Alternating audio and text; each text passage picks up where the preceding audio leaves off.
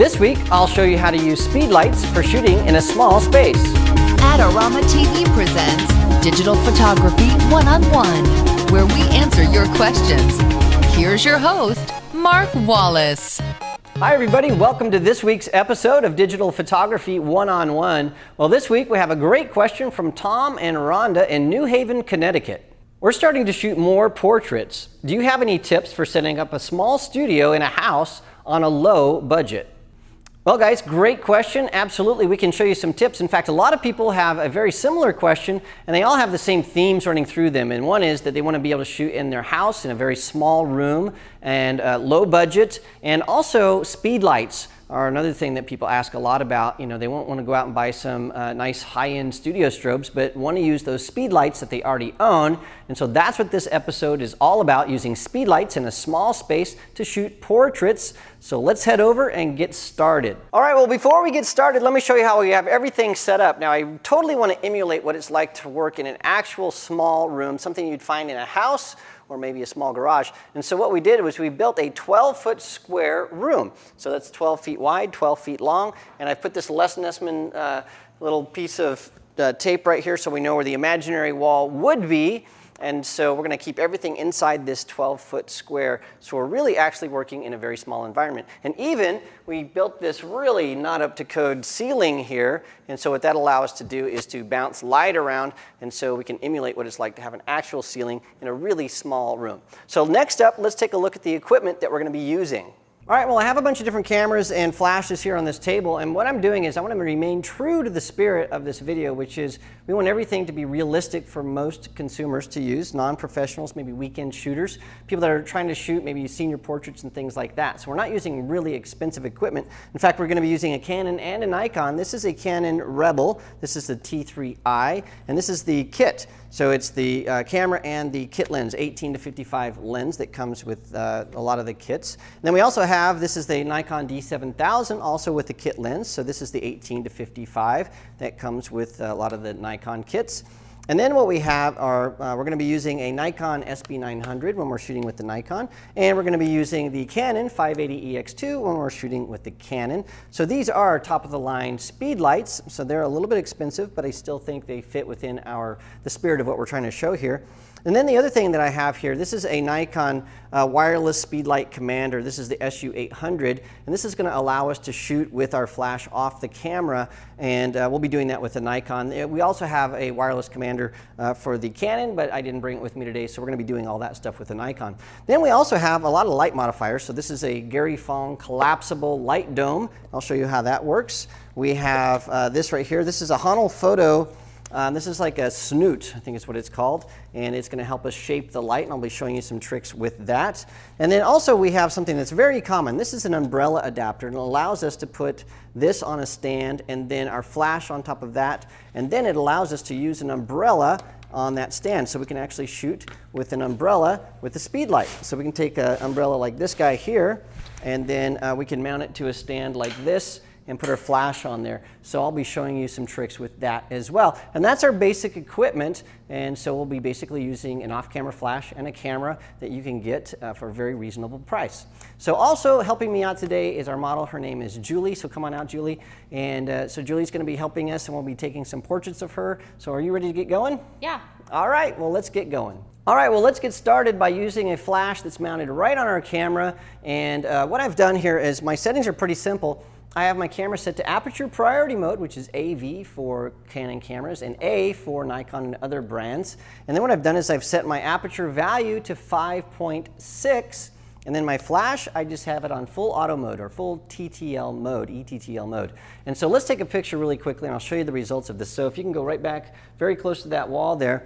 Now watch what happens. There's an issue that we're going to face here, so look right at me. I'm going to shake the camera just a little bit.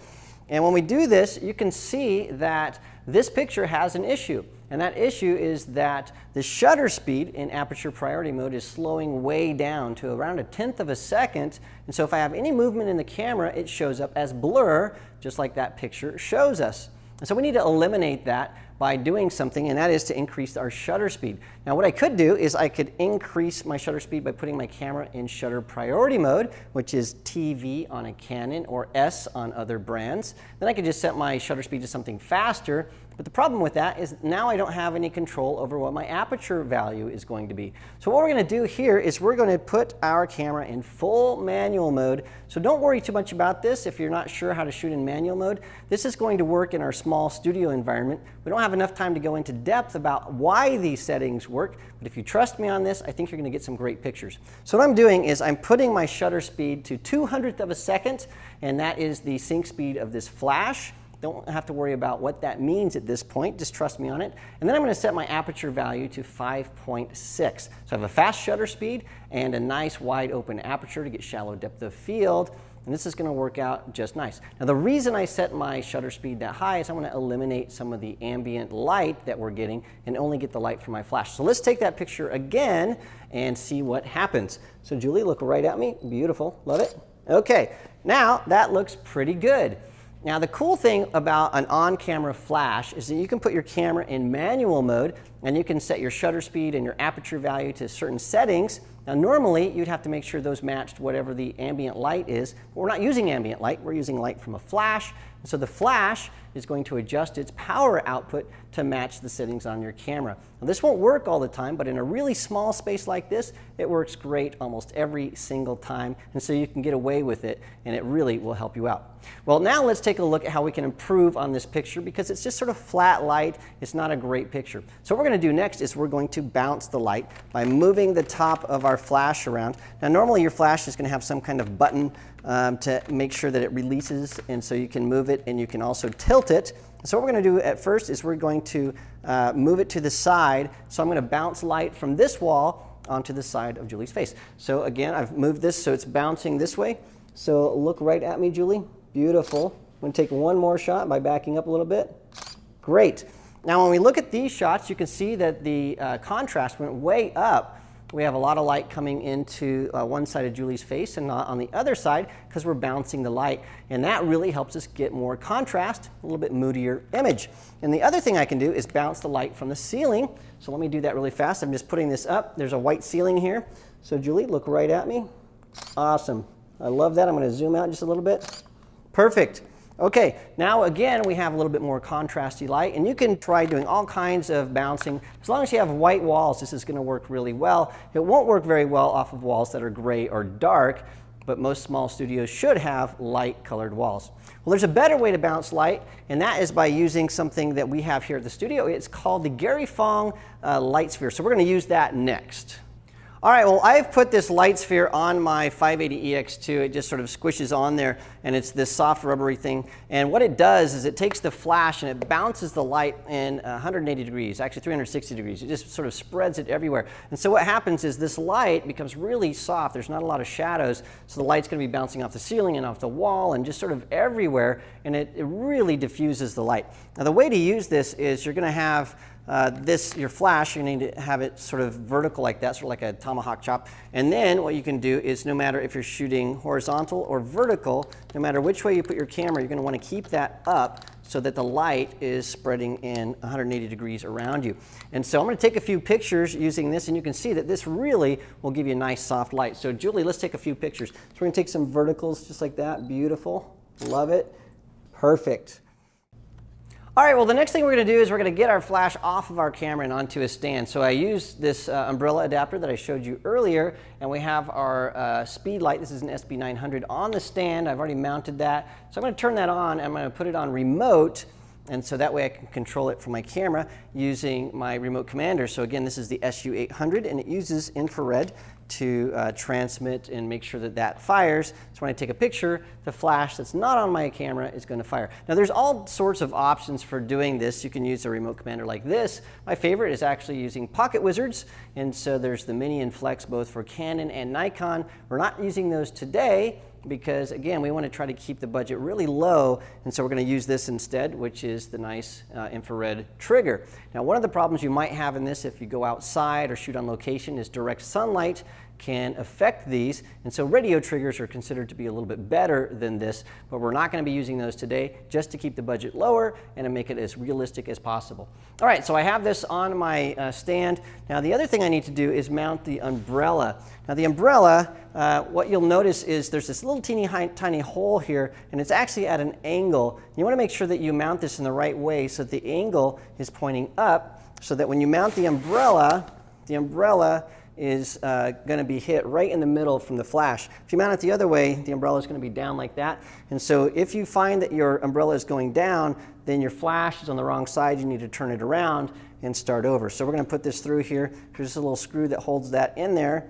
And now I have a flash and an umbrella, and this is going to allow me to get really nice soft light. I'm not going to move this all over the place to get higher contrast or soft light, and we can use this to get some really nice beauty shots, and so we're going to do that now. So right here is Julie, so she's right where she was before. I'm going to move this back here. I'm going to move this up. I'm going to raise this up just a little bit. There we go. This is just going to give us nice soft light, a nice portrait light. And so again, I have my Nikon. This is the D7000. Again, I have it in manual mode. I have it set to a shutter speed of 200 and an aperture value of 5.6. I have increased the ISO. This is now at ISO 400 because when I'm shooting into an umbrella, we don't get quite as much light, so I need to allow the camera to sort of soak in some of that. So I have that all set up. All right, and then the commander is just all set to normal full auto TTL mode with no exposure compensation at all, and we can start shooting. So if you look right at me there, Julie, great. I'm going to zoom in here. Perfect. Let's take another shot. Awesome. All right, well, next up, we're going to do some more dramatic lighting. So we're really going to try to get some vignettes and restrict the light so we can maybe convert these to black and white and get some really interesting shots. And so what we're using is this Honel Photo Speed Snoot. And what it happens is you have this little band of elastic that goes right on your, actually Velcro, sorry, it goes on your flash, and it just sort of Velcros right on there. And then you can take this guy, and it will just stick right on there, and you can really restrict the light. So I'm going to swivel this around so I can see what I'm doing. And this will allow us to really constrict how the light is falling.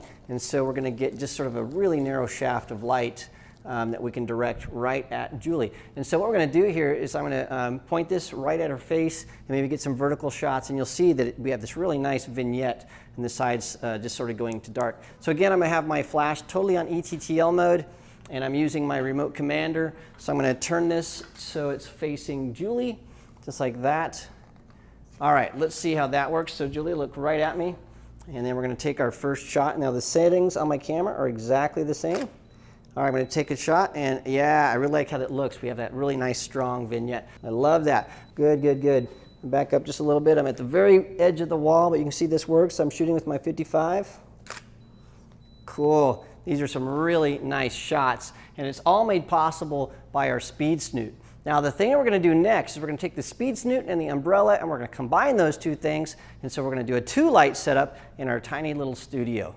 All right, well, we're going to take this umbrella and we're going to take that snoot, we're going to put them together to create a couple of different looks here. And so what I've done is I'm again using my remote commander. Now the nice thing about using an off-camera flash when you have a couple of them, you can set them to different zones, and that's what I've done. And so I have this one on zone B and the guy on the snoot back there in zone A. So I can adjust the power output just a little bit. Now the guy in the back, it was a little bit too bright, and so I dialed that down to 1/32 of full power. So I put it in manual mode on my remote commander, and I just dialed it down so I wouldn't have too much light. Now again, if you don't know how to do that, don't worry. You can learn that in the future. Maybe we'll make a future episode about it. But it's very simple. Just read your user manual, and it'll show you how to do all that stuff. So let me first take a couple pictures of this setup. What we have is we have this light back here, and it's actually going to hit Julie's hair and give us a nice highlight, maybe a little bit on her cheek. And then this other light on this side is going to give us a nice soft fill. So let's start there. So Julie, look right at me. Good. And you can see that we've got that highlight just like we wanted it. But I want a different look. I want to silhouette this background here, actually add a little punch. So I'm going to point the light at the background, not at Julie, and that's going to give me this nice glow around her head. So again, look right at me. Perfect. Good. And you can see that now the light isn't on her hair, it's on the background, but it gives us this nice glow that also helps to separate her hair from the actual back wall. So there you have it, 5 different lighting setups that you can use in a very small home studio, all of them very affordable. We have the on-camera flash where we bounce light around to get some different lighting styles. We also had the Gary Fong on our flash to get some really nice soft light. We had the umbrella that also gave us some nice soft beauty light. We had the snoot, and then finally we had the snoot and the umbrella combined to give us some other options as well. Well, thanks for the question. It was an awesome question, and I hope those tips helped you out. Now, there are a lot of things that you could be asking about what is sync speed and how to use those speed lights and how to use umbrellas and lighting styles and all that kind of stuff. Well, most of that stuff we've already covered in Digital Photography 101 in previous videos. We have a bunch of them. So to see all those videos, make sure you visit the Adorama Learning Center, or if you're watching on YouTube, we have linked a lot of those right beneath me here in the description so that you can go back to those videos and look at those, because we've done a lot. And make sure you also subscribe to our YouTube channel so you don't miss a single episode of Digital Photography 101. And if you're like Tom and Rhonda and you have a question about photography or photography gear, you can send those questions to me at askmark@adorama.com. This episode is brought to you by AdoramaTV. Visit the Adorama Learning Center where you'll find photography tips and techniques, links to the gear used in this episode, and related videos. For all the latest photography, video, and computer gear, visit Adorama.com. And the next time you're in New York City, visit our store located on 18th Street between 5th and 6th Avenue. Before we start, Digital Photography 101 is written and produced by Snap Factory. For more information about our workshops, visit snapfactory.com.